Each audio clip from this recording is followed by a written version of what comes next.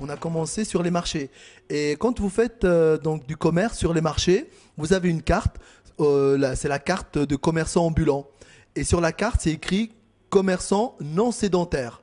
Donc non sédentaire, c'est d'où vient le nom du nomade. Pour faire le jeu de mots, je dis souvent à mes clients, nous sommes les nomades sédentarisés.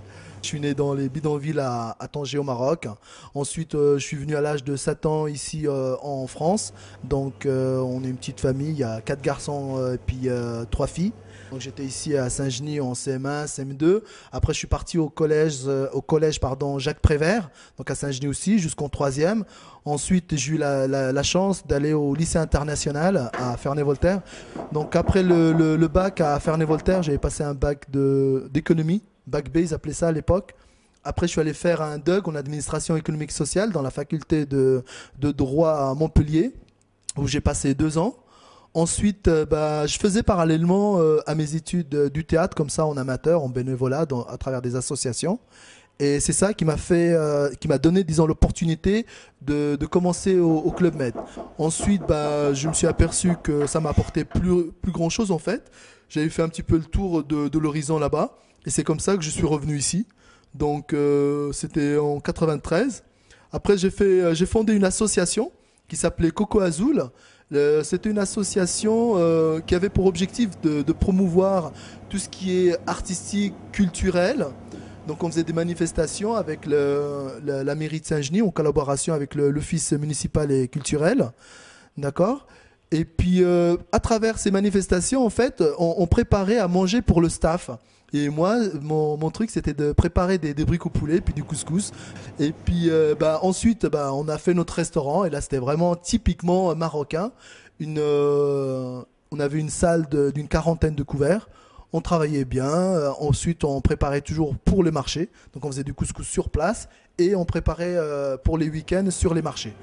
Voilà, ensuite, on s'est mis dans la pizza.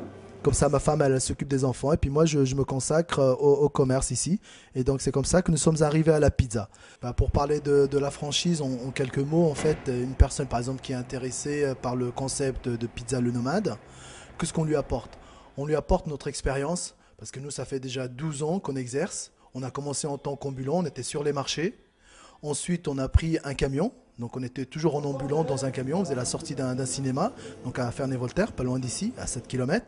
Et ensuite, on est rentré donc dans ce qu'on appelle dans du dur, dans un local. Donc après, on a équipé le local et tout. Et maintenant, une personne qui est intéressée, nous, on lui transmet notre savoir-faire, notre vécu. On lui donne également le logiciel avec lequel on travaille pour la livraison. Parce que là, il y a toute une logistique à mettre en place afin de prendre les commandes et puis les livrer à temps.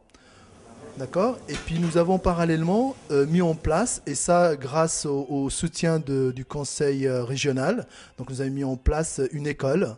Et cette école, elle a pour but, pour objectif, disons, de perfectionner les gens qui ont déjà l'habitude de faire la pizza, mais qui n'ont pas le perfectionnement.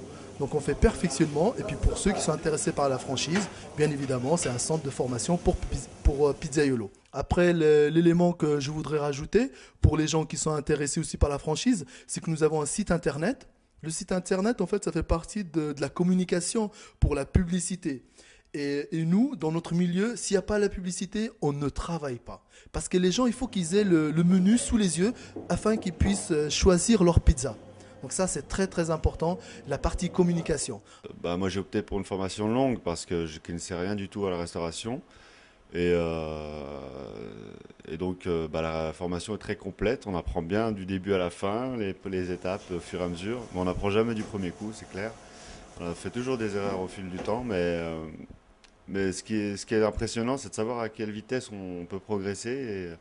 Et c'est ce qui nous motive, qui nous dit que vraiment on peut faire quelque chose de parfait, du bon travail, et pour tout le temps. Donc c'est super intéressant la restauration, surtout la pizza. C'est facile et en même temps c'est minutieux. Et puis ça facilite aussi le travail, parce que quand on est tout seul, c'est pas évident, hein. On a souvent on a souvent quelques problèmes avec les fournisseurs, enfin surtout avec les fournisseurs, les clients ça m'étonnerait. Mais c'est l'idée d'une équipe plus solide, plus forte et du coup qui nous rassure, on se sent entouré et on n'est pas seul quoi. Et c'est ce qui fait que la franchise c'est un avantage. C'est de l'avenir quoi. Si je devais résumer ça en un mot, c'est l'avenir.